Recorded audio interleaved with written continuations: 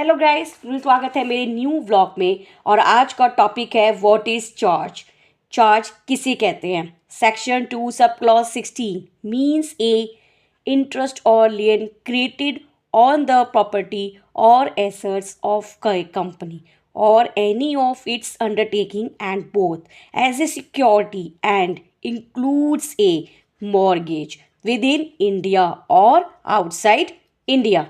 It is an inclusive definition. Charge includes mortgage, pledge, and hypothecation for differences of immovable or movable, tangible or intangible, and in India or outside India.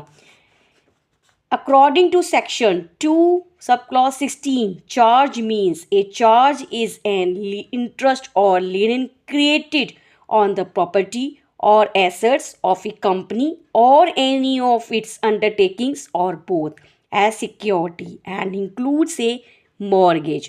Whenever a company borrows money by way of loans, including term loans or working capital loans from financial institutions, banks, or any other person, by offering its property or asset as security or any of its undertakings, then it charge then then a charge is created on such property or assets in favor of the lender.